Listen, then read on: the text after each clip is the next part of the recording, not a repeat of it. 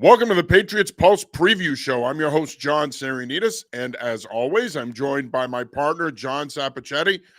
Mr. Sapichetti, good morning. How are you? You must be serious if you're calling me Mr. Sapichetti. I mean, I'm older than you, but I'm not that old. Well, That's I okay. respect my elders, so I have to Oh, call you Mr. okay, that must be an insult, but I'll take it. Thank you so much, Mr. Well, Saranitas. there is 12 years between us. That is a noticeable gap. True. The only problem is I'm 62 and I act 14. You're 50 and you sometimes act 75. So, I do, right. I don't fawn over quarterbacks, and I get mad at people, and Oh, yeah, I a little bit. have strong opinions. I do too. mean, you know. So, anyway, I think we have a big football game here in town today. Of course, I'm in Foxborough, and I think we have a big game down the street. That's from what I understand. How big a game is it? Well, if the Patriots win, they clinched their first AFC East title since 2019. And I know our estimable Kevin Stone wrote about, is this the biggest home game since? And you kind of fill in the blank. And I wanted to kind of kick it off with that. Like, is this the biggest home game since 2019, 2021, when Brady came back as a Super Bowl champion Tampa Bay Buccaneer? Or do you go further back than that? Like, how big is this game and how far back do you have to go to match it? Yeah, I think that's a good question. I mean, I think it depends on your perspective. I mean, I thought the Brady game was big only because it was Brady and he was coming back. It was a week 4 matchup. It wasn't, there wasn't anything at stake other than they wanted to beat Brady. That was about it, and vice versa. I think if you're talking about implications, yeah, this is probably their biggest game since that Tennessee playoff game. Ironically enough, Mike Vrabel leads his Titans back then here, and they beat the Patriots in Tom Brady's final game. So I would say with what's at stake, I would probably say it's their biggest home game since that 2019 playoff game against Tennessee. I'm going to go even further back. I think it's the biggest home game since the 2017 AFC Championship game against Jacksonville. You're down 10 going into the fourth quarter. Brady throws 2 touchdown passes. You advance to the Super Bowl, lose to the Eagles. Because in 2018, they did beat the Chargers in the divisional round, but the Chargers weren't prepared for that weather. I mean, if you remember going into that game, and I know we were working at the Herald together, I was mystified that the Chargers in the wild card round flew to Baltimore and then decided to fly back to LA and then back to Foxborough, all while there was a major sub-zero type temperatures in the Northeast. Like, they should have stayed in the Northeast where they could have continued to get acclimated. They weren't prepared at all in that game. That was a walkthrough for the Patriots. I'd say 2017, because that was an intense game. 20-10 going into the fourth quarter. It looked like Jacksonville was in control, and somehow Brady did what Brady seemed to always do, and that got you to the Super Bowl. 2019, by the end of that season, they were losing to Miami as a 17-point favorite. In the final game of the season, it cost them home field advantage and a potential bye. Then they had to play Tennessee in the wild card round, and Mike Vrabel did a fantastic job coaching his team. So I'm going to go all the way back to 2017, because since Brady left, I haven't felt the excitement of a game quite like this. Old man Willem checks in. He says, amazing CIAC championships yesterday. Indeed, man, there was a lot of good games. Killingly losing to Hand 37-13 in Berlin, and Brookfield might have been the game of the day. Berlin with a 20-15 win. He then tells us, since he's hijacked the show, I was wrong on 3 of them. Surprised with Berlin, Greenwich, and NC dominated, though I knew they would. Yep, nope, great games. Of course, New Canaan winning their 4th straight title under the great Lou Marinelli. So there you go. 16 state titles, Mr. Sapichetti, for your fellow Italian Lou Marinelli at New Canaan. Well, impressive run. Him and John DiBiase have been the standard for high school coaches in New England the last 40 years for sure. They're all from the Vince Lombardi tree. Yeah, he says, is it better to win this late regular season game or in the divisional playoffs? If we see them again, I say take the loss and peak later, even though I love the regular season perfection. That's a good question. Willem, thanks for checking in, man. Appreciate you as always. Appreciate your support and checking out our shows. The thing is, if you lose today, then you put the number 1 seed in jeopardy. And now Buffalo's only a game behind you, although the Patriots still are in control of the division. Even if they lose to Baltimore next week, if they win out in the AFC East against the Jets and Miami and wrap up the season, they would still win the division because they'd have a better division record than Buffalo. But this, to me, is a huge game to prove that you're now the team in the AFC East. I mean, Buffalo's dominated for 5 years. You went up to Buffalo in week 5, 23-20 as a 7.5-point underdog. You did everything you had to do to win that game. You won the turnover margin 3-1. And now here we are 2 months later. The Bills come in here as a 1.5-point favorite, despite the Patriots being 11-2. There's another matchup in the AFC like that, or actually cross conference, is Green Bay's a 2.5-point favorite at 11-2 Denver. Like, it's never happened that two 11-2 teams, both with 10-game winning streaks, are both underdog at home here in week 15. Well, I think it also shows you the uncertainty that Vegas has in regards to the Patriots and the Broncos. I mean, let's be honest here. They've done nothing. They've proven nothing in recent years. So it's understandable why they'd be underdogs. Plus, these are big games for Buffalo and Green Bay. They need these wins. Both teams do. The Bills need a win so that they can stay in the divisional race, but they also need a win for AFC playoff seeding. And for the Packers, you need a win because you have a tough slate coming up. You have Denver today, Chicago next week, Baltimore after that. Then you wrap up the season in Minnesota. They have a tough schedule down the stretch, and they need to try to lock in one of those two top playoff spots so that they can have home field advantage at least for the first 2 rounds. It's a big game for Buffalo and Green Bay, so you can see why they're favored. And look, I think these are toss-up games, but I would favor the Bills and the Packers too. I think on paper, at least, you can make the argument they might be better teams. Again, I'm not saying they are. I'm saying you can make the argument. I definitely think Green Bay's better than Denver, but you can make the argument that the Bills potentially could be better than the Patriots too, depending on how you view the matchups. In the end, I don't think it's that hard to believe that these two teams are favored in these games today.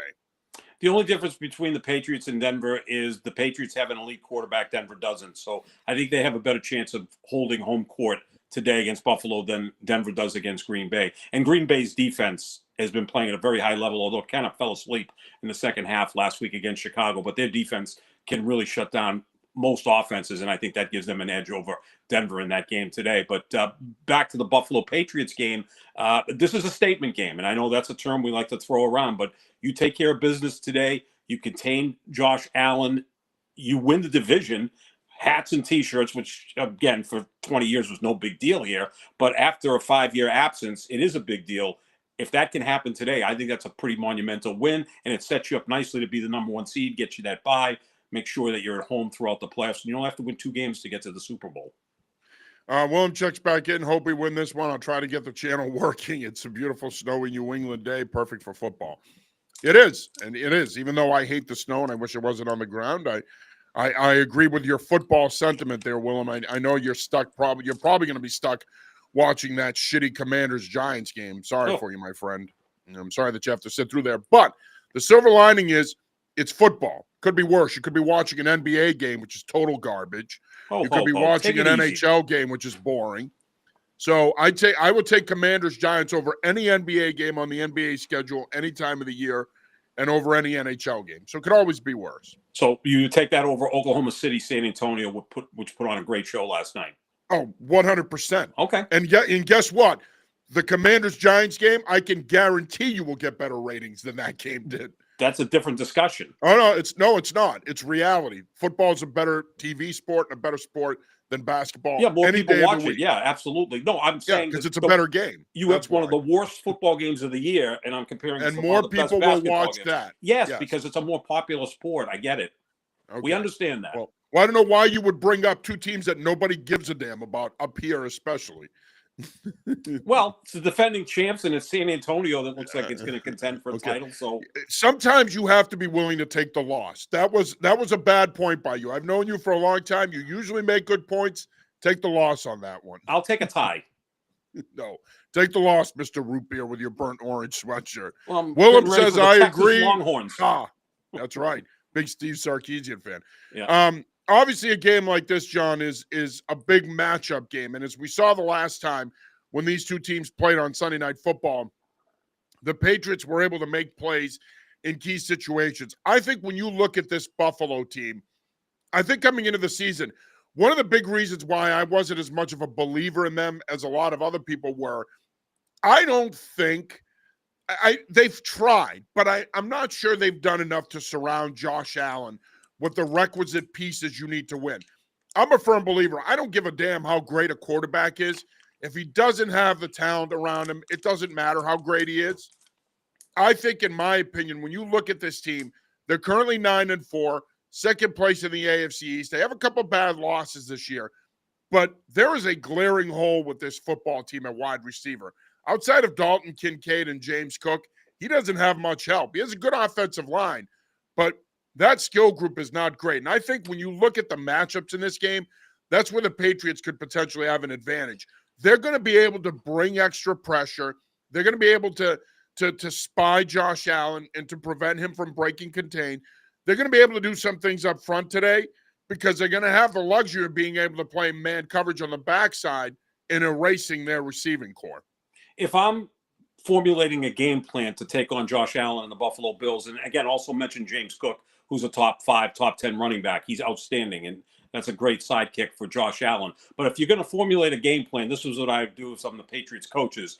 Watch last Sunday's 39-34 Buffalo win over Cincinnati. Look at the video. Look at what the Bengals did on defense and do the complete opposite, because they didn't apparently know that the tight ends of the Buffalo Bills are Josh Allen's favorite targets. And also they don't apparently know that you can't just wildly rush Josh Allen and give him wide gaps to run, because he'll take it to the house like he did in the fourth quarter.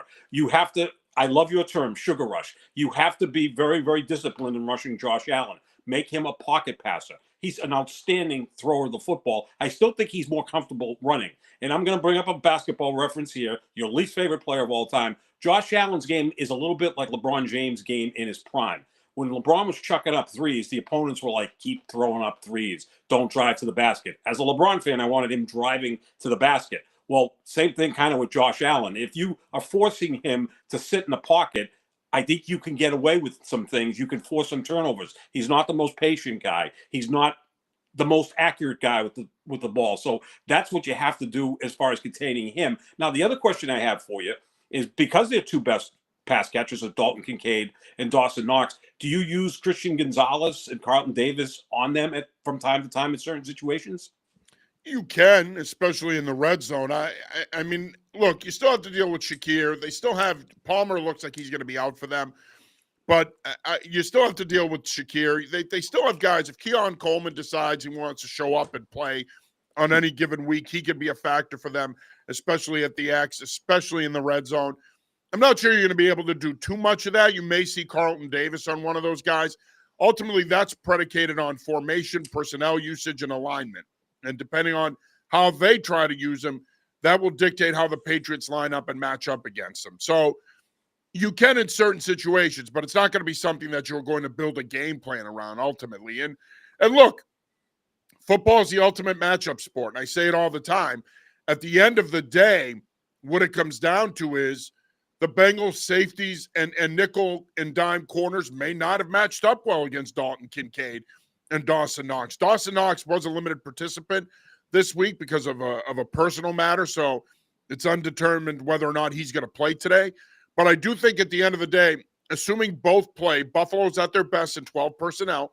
12 personnel, I've said forever, it's a bitch to defend, hardest personnel grouping to defend, because if you have two tight ends that you can move around within your formations and generate matchups with, it's tough to deal with, because you can't play it in base personnel, because now you're going to end up getting safeties on athletic tight ends or potentially even linebackers on athletic tight ends. If you go nickel, even if you go big nickel, let's say, and you play a third safety, you still might be at a matchup disadvantage. So 12 personnel puts a lot of pressure on a defense. And what it allows you to do too is you can have 7 bodies on the line of scrimmage and you can run the football. You can run your inside zone, outside zone, mid zone. You can detach one of those tight ends, move them around now, and run your man gap stuff. So Buffalo is really good at 12 personnel.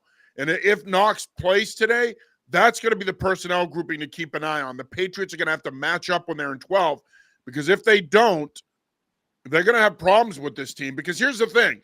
It's easy to sit here and say, well, we want Josh Allen to be a pocket passer.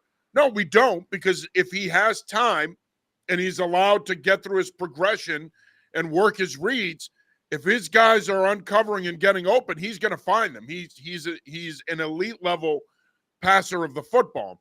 All of that being said, it still comes down to keeping him in the pocket. It still comes down to not allowing him to break, contain, and make those unscripted plays. And it still comes down to being sound in your run fits and taking on blockers when they run him on design stuff. They don't run him as much as they used to, but they still will run him in certain situations, especially short yardage, goal line. Patriots up front are going to have to buck up, sack up, and play tough because it's going to be physical in there today, especially in those situations. And the Patriots don't have Milton Williams, who was playing at an all-pro level. Yeah. He's been out a couple weeks. Their run defense hasn't been the same without him. No, he's been sensational. I was not high on the free agent signing of Milton Williams, but I must have been high because this guy has been an impact player. Well, I mean, it's understandable. You have a lot of stupid favorites like LeBron James, so we get it. Well, yeah, I figured I'd give you an opportunity to attack him. But my thing with Josh Allen is... It was an alley-oop, and I flushed it. Yeah, you sure did, yeah. As far as Josh Allen, when I say keep him in the pocket, he sometimes speeds up to the point where he gets a little erratic back there and the feet start moving. And we saw what the Houston Texans did to him, but the Houston Texans are playing defense better than any team in the league right now, so they sacked him 8 times. But you can kind of get him a little bit jittery. He comes up very pumped up for games. Again, he has more wow plays than any player in this league when he runs with the football 3rd and 8 and he gets 10. He pumps up the sideline. If he's at Orchard Park, he pumps up the crowd. Now, there'll be some Bill fans here. I don't think they're going to take over the stadium, but, visiting fans do come here. But this is what you want to avoid him from doing, those wild Unfortunately, moments. even now, Patriot fans are way too willing to sell their tickets, and it's disappointing.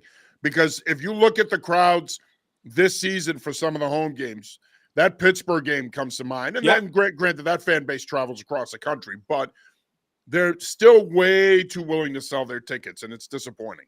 It sure is. I mean, I think that's been the biggest effect on why home field advantage isn't as big a deal as it used to be. Yeah. And Vegas will reflect that in the lines. It used to be you get 3 points for being at home. It's more like 1.5. You see teams winning on the road regularly. The Patriots haven't lost on the road this year. They lost twice at home.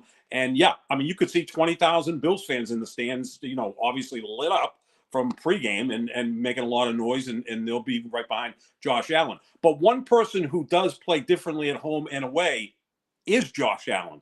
He's a completely different quarterback in Buffalo as he is on the road, and the numbers back that up.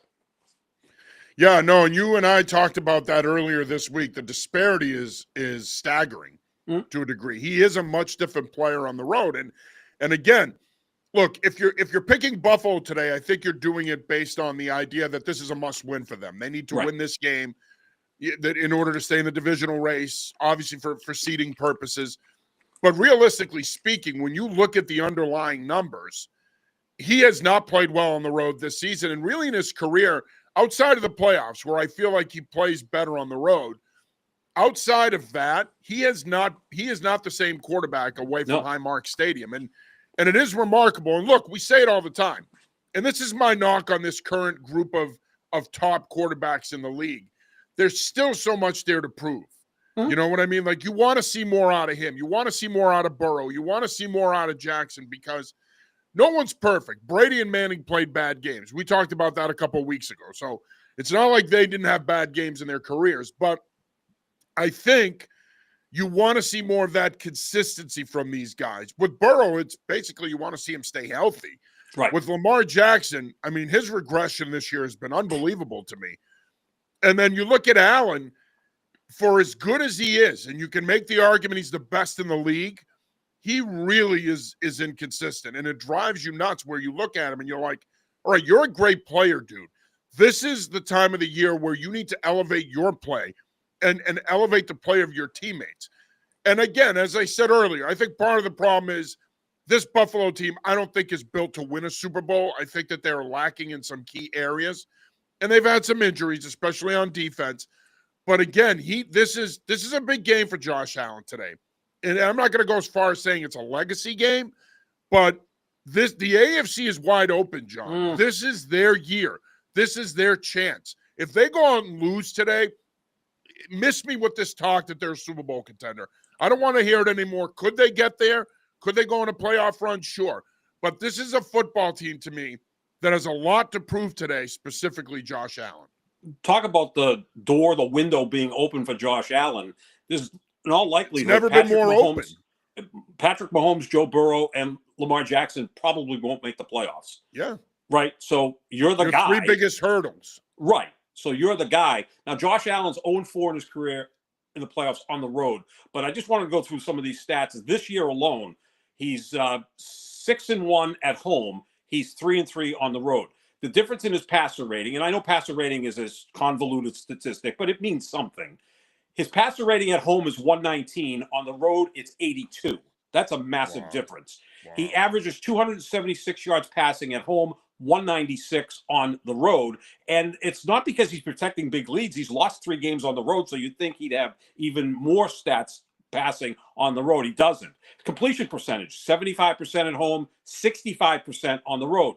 Touchdown interception ratio, which I'm huge on, 16 touchdowns, 4 interceptions at home. On the road, 6 touchdowns, 6 interceptions. He's had 3 games this year, John, that his team was held under 20 points on the road, and his passer rating was under 75. Now, here's where Drake May is won me over. Drake May has not had any game this year where his passer rating was 75. He hasn't had a game where he throw 3 picks or look horrible in a quarter and a half. Drake May's been way more consistent than Josh Allen this year. He's been a better quarterback. That's why he's now second for MVP voting behind Matthew Stafford. So as much as I do love Josh Allen, he's a different player at home than he is on the road. And the same thing holds true in the playoffs. I think he gets so psyched up for these games that early in the game, you'll see him be a little wild high or jittery. And he's just a very, very emotional type player, which is why he's so great. But sometimes you have to, scale it back and be the quarterback that everybody trusts. Yeah, and I think consistency is key at that position. I've said it forever, and, I think if you're consistent, it reflects in the player of your team. Ken Matthias checks in. Good morning, gents. Hope you guys are enjoying the snow. We're not. Can the Pats clinch this division today in a tough battle with the Bills? What are your guys' expectations? Thanks for checking in, Ken. We appreciate it. Well, the expectation is that they do. Yeah, I mean, I think this is a tough game for them to win. It's interesting because you were a lot more bullish on the Giants a couple of weeks ago than I was. I'm more bullish on the Bills today than you are.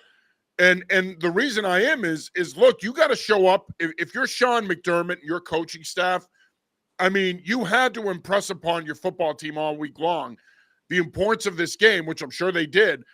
But the importance of also making a statement here, showing up, and proving that while, yes, the Patriots have been a nice story this year, this is still a division that they're going to have to earn, and it goes through us. And to be the man, you got to beat the man, to quote the great philosopher of our time, Ric Flair. So, you know what? I think at the end of the day, your expectation as a Patriots fan should be that they're going to win. Mike Vrabel, 6-0 coming out of a bye in his coaching career. Look, they're arguably the hottest team in the league, along with Denver, 10 wins in a row. But I will caution Patriot fans with this. If you go back to 2021, they go into that bye week as the number 1 seed. They come out of the bye week, play the Colts on a Saturday night, lose, and then they went down the crapper from there, ended up getting blown out by Buffalo in the wild card round, finished 10-8. So, you know what? I mean, again, I'm not saying that history is going to repeat itself, but as much as this is a must-win for the Buffalo Bills, John, in many ways, this is a must-win for the Patriots, especially as a young football team.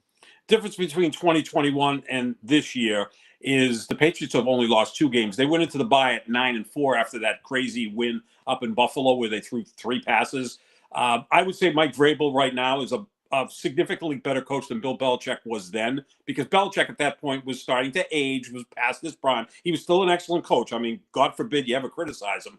But I think Mike Vrabel right now is right in his prime. Well, I mean, coaches don't have primes. I mean, I think you can be a great coach your entire career. You don't have a prime. It all depends on your talent.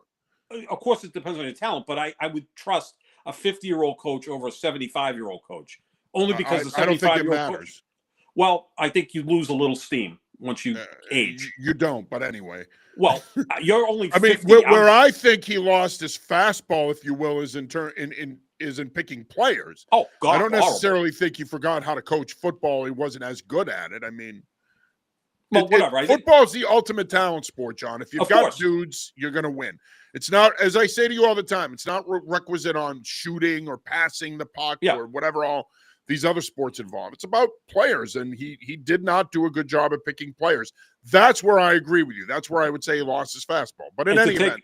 And to take Go it ahead. further, in 2021, you had Mac Jones at quarterback. Yeah. This year, you have Drake May. Complete different. Talk Although about dudes. same offensive coordinator, and let's be honest, Josh McDaniels did a great job with He Mac did a great Jones job that year. He did a great job. He got the most out of Mac Jones. And look what Mac Jones has done in San Francisco this year, filling in. He's done a nice job, and probably is going to be playing for the Minnesota Vikings next year under another outstanding offensive-minded coach in Kevin O'Connell. So, yeah, that's where I look at the coaches can obviously enhance the players, especially a guy like Mac Jones. I mean, Drake May is Drake May. This is where I think, to your point about Vrabel versus Belichick and comparing these two seasons, where I do agree with you is I think that Vrabel being younger, I think that the message is different. I think he's more of a player's coach. And I think that's been the difference. And again, the biggest difference is Vrabel played. He could relate to players. Belichick did not play in the NFL. I don't care what anybody says. It's harder to relate to players if you haven't played the sport or you haven't played at that level. So I think that's part of it as well. Ken checks back in. Do you guys think coming out of the bye, it could be a slow start for New England? It could. I mean, you haven't played in 2 weeks. There's going to be a little bit of rust there that you need to knock off. The weather could potentially be a factor as well. I mean, Mother Nature's diarrhea is still coming down. So who knows? We'll see. But I think at the end of the day, it shouldn't be that much of an issue. It's not like you've been off for, 20, 25 days now. I mean, if there's any rust, you might see it in the first couple of series, but they should be able to knock that off after that. So you mentioned Vrabel 6-0 off a bye when he was in Tennessee. So obviously he knows how to handle that. You self-scout, you rest for 1 week, and now you start preparing for Buffalo in week 2. So that team should be buttoned up. You look at what Buffalo's dealt with the last 3 weeks. They went in and got beat the hell up by Houston Texans. They had, for the first half, a war against the Steelers. Then they started to dominate. And then they had that zany game Sunday against the Cincinnati Bengals. So they've had 3 pretty emotional games leading into this. The Patriots, before the bye, I picked the Giants to beat the Patriots. Talk about hanging an L. That's the ultimate L. I wasn't even close to that. But this is why I'm even higher on the Patriots. You were a loser, baby. Well, yeah. I also, I'm at 60% against the spread. If you follow me on bettersjournal.com, yeah, I'm doing okay. All right. I just have to defend myself sometimes, yourself John. in the back and talk some football. I tore my Barry rotator cuff Horowitz doing that. For all the old school WWE fans out there, Barry Horowitz patting himself in the back over here. I did great against the spread last week. Yeah. I tore my rotator cuff doing that, patting myself on the back. Relax. But that was I know that at your advanced age, you're not working tough. out as much as you used to. Well, sometimes you could tear your rotator cuff like tossing in bed. Yeah, so true. you that was the most impressive win of the season for me against the Giants. I know the Giants are 2-10. They've been in a bunch of close games. It was Monday Night Football. I thought the Patriots would come out and they were just exhausted. They needed the break. They were on fumes. They were spectacular in the first half. The second half, they kind of laid back a little bit. The offense did what it was supposed to do, which is essentially, kill clock, although you'd like to see them still continue to push and score points. They got outstanding performances on offense, defense, and special team. I thought that was the best performance of the year. That's when it says to me, all right, this team is really, really, really good. So looking at this, I think going into this game, the Patriots have that advantage. They are at home, although as we said before, the home field advantage, not what it used to be, but they have the rest, and basically they're coming off a bye week where the week before that they controlled the game against the New York Giants. So that should be an interesting part of that. Yeah. No, I vehemently disagree with you about the importance of that Giants game. I thought that they were going to win that game handily, and they did. Giants fans, of course, are still bitching and moaning about the Jackson Dart hit. Like, get over it. Lose a franchise, lose a fan base, move on. Now, since you have a man crush on Jackson Dart, did you, get I don't have a man crush on Jackson Dart. I don't do quarterback man crushes. Oh, I thought you did. No, we've had conversations where you because when you talk quarterbacks, you go beyond what they do on the field. You're really into like them on and off the field. It's a little unsettling, to be honest with you.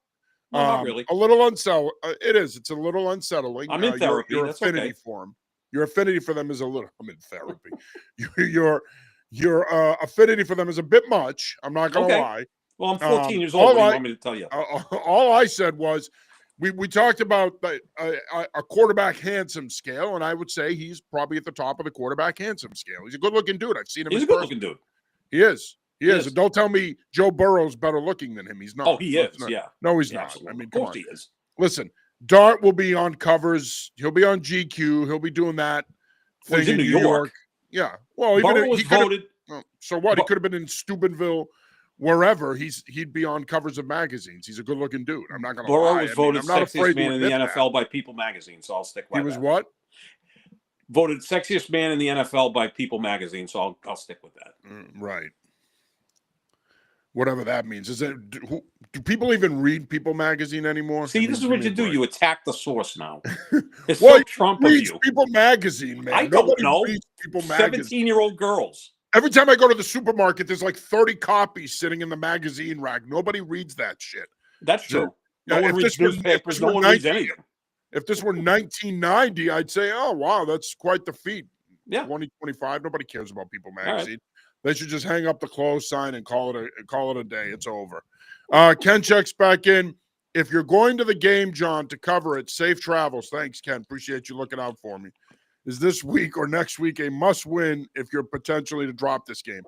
Well, I think, and that's a very good question. And again, thanks for checking in, Ken. Appreciate it as always.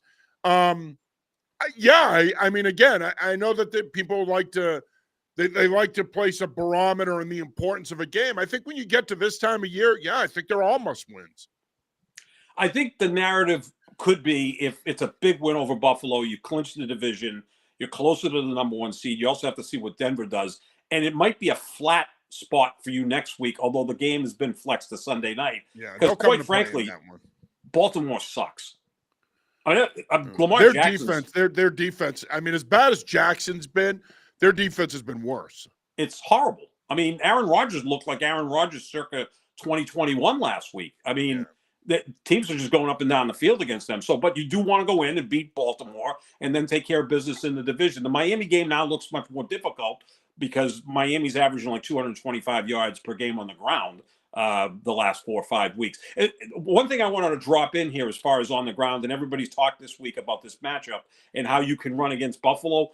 That's at a macro level. At a micro level, the last 3 games, John, they're giving up 3.6 yards per carry against Houston, Pittsburgh, and Cincinnati. They've done a much better job at stopping the run the last 3 weeks. So I like to look at statistics. But I'm going to counter that point. Go ahead. I'm going to counter it. Well, I like to sometimes look a little more so than, what happened back in September when so-and-so might have been out or whatever. They just weren't ready for the game. At this point, Buffalo's rush defense has improved. It's not the 75 Steelers, but it's improved to the point now where I don't think you just run up and down the field. And the Patriots' rush attack has had some problems of late, especially with the injuries on the offensive line. But I think you could still make big plays over the top against this Buffalo defense, and I expect Drake May to do that today. Today's a great day to run the football. Screw that absolutely. over the top. Screw that over the top bullshit. Today's a great day to run the football. It really is. And look, what I was going to say to you is my counter to your point about what they've done the last 3 weeks is those are 2 anemic running attacks, though. I mean, Houston hasn't had Joe Mixon all year. They're trying to piecemeal it with Woody Marks and Nick Chubb, and they've been okay. Marks has been okay, but they haven't run the ball great all year. Pittsburgh's running game is non-existent, which is surprising for an Arthur Smith coached offense. And my counter to the Cincinnati game would be the weather, I think, was a little bit of a factor there. They obviously, to your point, you could throw on that Buffalo secondary. Chase Brown has not been as good as he was last year as well. So, well, yes, they've been better, no doubt. I don't know how much I'd put into that. I still think if you're the Patriots, you come out and you try to run the football today because I think the weather and the game will dictate that. Absolutely. I'm not saying abandon it, but my point is people are saying the Patriots are just going to run up and down the field easily against this defense. It may not be as easy as it was earlier in the season. And by the way, in the first matchup, they didn't run the ball that effectively either. But Drake May had the big game. The game back in early October that they won 23-20, which I called. I said they were going to win outright as a 7.5-point underdog. So, Go ahead, Barry. Pat yourself on the back again. Yeah, do this. Be careful. They won the turnover battle 3-1. And the interesting thing about these 2 teams, John, they're kind of like a net zero in turnovers. That's the most impressive. One of the most impressive things about the Patriots to be 11-2 and be right around net zero for turnovers. Like, okay, the Chicago Bears are 9-4. Wasn't net zero an internet provider at one time? Probably. Yeah, it sounds like. Well, anyway. My idea of that is I couldn't remember the number, but it's like +1 or -1. So they're right in that area. Now the Chicago Bears are +17, so that will explain why they're 9-4. That's not sustainable year after year after year after year. That has a way of, correcting itself the following year. Like, see the Minnesota Vikings, who last year were like plus 15, and this year they're -5 or -7, and now their record's completely different. Yep. That's impressive when you're 11-2 and you've not won the turnover battle throughout the entire season. You've kind of stuck at net zero, as I like to call it. All right, what are the 3 keys to the game today for the Patriots if they're going to win this game and win the AFC East? It's all about tight ends. It's all about tight ends. You have to defend their tight ends. And again, maybe we'll see some of Christian Gonzalez and Carlton Davis doing some of that. I trust Mike Vrabel and that defensive coaching staff will be prepared for that, because those guys are Josh Allen's favorite targets. I also think you can expose Buffalo's defense with your tight end. So I look for a big Hunter Henry day. So contain their tight ends as best you can. Integrate Hunter Henry into the offense as much as you can. And he's one of Drake May's favorite targets. And the other thing is, if you build up a lead, do not stop playing. You have to play the full 60 minutes. The Patriots have been somewhat guilty of that this year, because the last 2 weeks, Buffalo outscored Pittsburgh 23-0 in the second half, and they outscored Cincinnati 21-6 in the fourth quarter. If you build up a lead, keep it up. Do not let this team get back in the game, because, the quarterback's pretty darn good. Yeah, I would say, too, the big thing is get off to a good start. Yep. Games like this, getting off to a good start is key. And, of course, as we know, one of their flaws this season has been giving up opening possession scores. So they're going to need to get off to a good start here, especially on defense. You can't fall behind early, and especially in weather conditions like this, even though the snow shouldn't be a factor during the game, you don't want to be playing from behind, because it is going to get colder. The wind's going to be a factor. Throwing the football is going to be harder. You don't want to be playing from behind and chasing points early, because if you do, now it puts all the pressure on you. And as long as the other team can handle playing with the lead, they're going to win. Remember, I say this all the time about football. Football is not basketball. If you lose momentum at any point in the game, it typically stays on the other sideline. Mm-hmm. There's no 10-0 runs in football. So no. Getting off to a good start, controlling the pace, playing with good momentum, and maintaining that momentum is going to be key today for the Patriots. Again, big one today for the New England Patriots. They host the 9-4 Buffalo Bills. They win the AFC East for the first time in 5 years, and they're one step closer to securing, at the very least, a top 2 seed. All right, Sap, final thoughts here before we wrap it up. Okay, this is going to be Drake May's first real weather game. Like, again, I don't think it's going to be snowing during the game, so that should not be an issue with him. The wind isn't going to be a factor, and that's the thing that quarterbacks are more concerned with, wind than even precipitation or cold. So I think he's going to be just fine in these conditions. We've seen what Josh Allen can do in bad weather. He's kind of built for it. As far as predictions, Patriots 31, Bills 17. Wow. Yeah, that's bullish. That is bullish. Or bullish.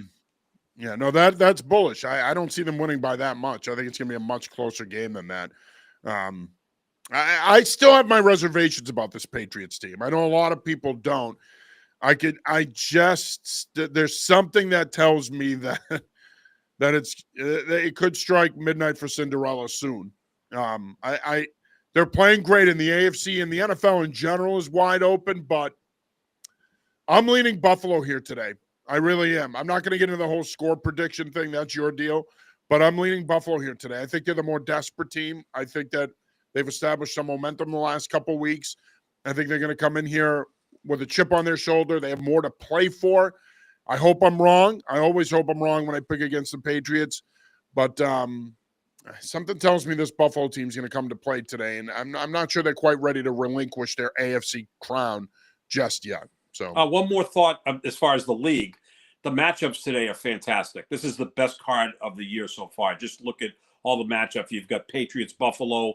You've got Kansas City, Chargers. Kansas City could be put to bed today. The Rams are playing Detroit. The Packers are in Denver. There's so many great matchups. Phillip Rivers is coming back. And then you have, with leaving Matthew Stafford aside, and I think he's going to be the MVP of the league, you have like the 6 best quarterbacks in football facing each other today in the AFC. This is where the 14-year-old in me comes out. You've got Josh Allen. Overestimating the value of the quarterback. Well, they're pretty important. They are, but building a good team around him is more important. But anyway. Sure helps, and we'll have that discussion in the offseason. But you got Drake. I don't know too many quarterbacks that have won with bad teams, but go ahead. I'll give you that. We'll save that for a podcast in the offseason. We can go into deep thought. But yeah, you got Josh Allen against Drake May. You got Lamar Jackson against Joe Burrow. You have Justin Herbert against Patrick Mahomes. Patrick Mahomes. Fortunately, Chris Collinsworth's not doing his game tonight. He's got to be disappointing. Can you imagine? Oh, so I'm disappointed. I mean, does it get any better than Patrick Mahomes and Justin Herbert on Sunday Night Football? I mean, I'll tell you what, Mike. All right. Should we do I don't want to get rolling on Collinsworth because then I'm going to sit here for the next half hour impersonating him. I think what we have to do one time is you do the show as Collinsworth and I'll do the show as Beningo. Oh, yeah, Joe Beningo from FAN, yeah. What would that sound like real quick? Go ahead, Joe. Introduce Joe Beningo? Yeah. Cola, I'm fed up with the Mets. I'm fed up with the Mets. I'm fed up with the Jets. I mean, I'm freaking 73 years old, and they haven't won in years. I don't even remember going to a parade in the last. By the way, our views just went down when we started this idiot segment. So there you go. Well, we don't have idiots listen to us, I guess, but we are idiots. I mean, this guy, John Sapichetti, does he do a great Joe Beningo or what? I mean, he's pretty special like Patrick Mahomes. All right, well, that'll do it for this week's episode of the Patriots Pulse Preview Show. Sap has to go take off his root beer-colored sweatshirt, and I have to find a way to get up to Gillette Stadium, which is 7 to 10 minutes from my house. But thanks to Mother Nature taking a dump on us today, it's going to take me a little longer. So there you go. I thought I'd complain about the snow one last time. But in all seriousness, enjoy the game today. Should be a great matchup. Want to thank John, as always, for taking the time to preview today's game. We will be back with you next week to preview the Ravens game. Until then, enjoy the game today and have a happy and healthy and safe week. Peace.